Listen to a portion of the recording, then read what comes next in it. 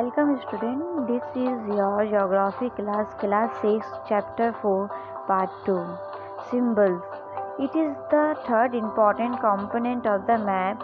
It is not possible to draw on a map the actual shape and size of different features such as buildings, roads, bridges, trees, railways, lines or a well. So they are shown by using certain letters, shades, color, pictures, lines. These symbols give a lot of information in a limited space. With the use of these symbols, map can be drawn easily and are simple to read. Even if you don't know the language of an area and therefore cannot ask someone for direction, you can collect information from map with the help of these symbols. Maps have a universal language that can be understood by all. There is an international agreement regarding the use of these symbols. These are called conventional symbols. Some of the conventional symbols are shown in a figure 4.3. Various colors are used for the same purpose. For example, generally blue is used for showing water bodies, brown for mountains, yellow for plateau and green is used for plants. प्रतीक यह किसी भी मानचित्र का तीसरा प्रमुख घटक है। किसी भी मानचित्र पर वास्तविक आकार एवं प्रकार में विभिन्न आकृतियों जैसे भवनों, सड़कों, पुलों, वृक्षों, रेल की पटरियों या कुओं को दिखाना संभव नहीं होता है, इसलिए वे निश्चित अक्षरों, छायाओं, रंगों, चित्रों तथा रेखाओं का उपयोग करके दर्शाए जाते हैं। ये प्रतीक कम स्थान में अधिक जानकारी प्रदान करते हैं। इन प्रतीकों के इस्तेमाल के द्वारा मानचित्र को आसानी से खींचा जा सकता है तथा इनका अध्ययन करना आसान होता है।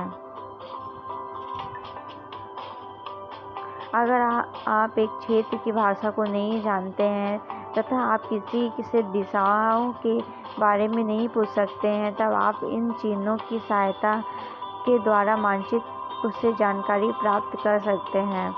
मानचित्रों की एक विश्वव्यापी भाषा होती है जिसे सभी आसानी से समझ सकते हैं। इन प्रतीकों के उपयोग के संबंध में एक अंतर्राष्ट्रीय सहमति है। ये रूढ़ प्रतीक कहे जाते हैं। कुछ रूढ़ प्रतीक चित्र 4.3 में दर्शाए गए हैं। विभिन्न रंगों का उपयोग भी इसी उद्देश्य से किया जाता है। उदाहरण के लिए समानता नीले रंग का इस्तेमाल जलाशयों, भूरे रंग पर्वतों, पीला रंग पठारों तथा और हरा रंग मैदानों को दर्शाने के लिए किया जाता है।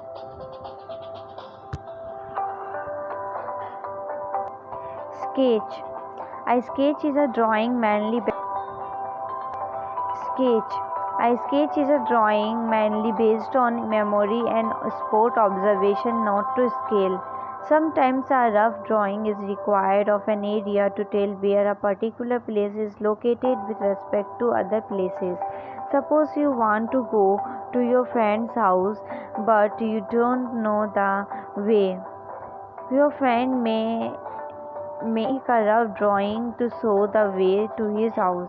Such a rough drawing is drawn without scale and is called a sketch map. रेखाचित्र एक आरेखन है जो पैमाने पर आधारित न होकर याददाश्त और स्थानीय प्रेक्षण पर आधारित होता है।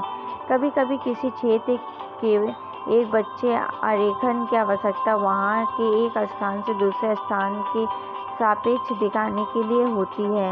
मान लीजिए कि आप अपने मित्र के घर जाने चाहते हैं, लेकिन आपको रास्ते की जानकारी नहीं है। आपका मित्र आपके घर के रास्ते को बताने के लिए एक कच्चा आरेखन बना सकता है। इस प्रकार कच्चे आरेख को बिना पैमाने की सहायता से खींचा जाता है तथा इसे रेखाचित्र मानचित्र कहते हैं। Plan. A plan is a drawing of a small area on a large scale. A large scale map gives lot of information, but there are certain things which we may sometimes want to know. For example, the length and breadth of a room. which can't be shown in the map. At that time, we can refer drawing drawn to scale called a plan. खाका एक छोटे क्षेत्र का बड़े पैमाने पर खींचा गया रेखा चित्र खाका कहा जाता है। एक बड़े पैमाने वाले मानचित्र से हमें बहुत सारी जानकारियाँ प्राप्त होती हैं, लेकिन कुछ ऐसी चीज़ें होती हैं जिन्हें हम कभी कभी जानना चाहते हैं, जैसे किसी कमरे की लंबाई एवं चौड़ाई, जैसे मानचित्र में नहीं दिखाया जा सकता है। उस समय हम लोग बड़े पैमाने वाला एक रेखा चित्र खींच सकते हैं, जिसे खाका कहा जाता है। This is the end of this video.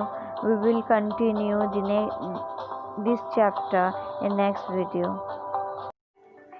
If you have any doubt, please let us know. We will try to clear your doubts in another video. अगर आपको कोई संदेह है तो कृपया करके हमें बताइए। हम अगले वीडियो में आपके संदेह को दूर करने का प्रयास करेंगे।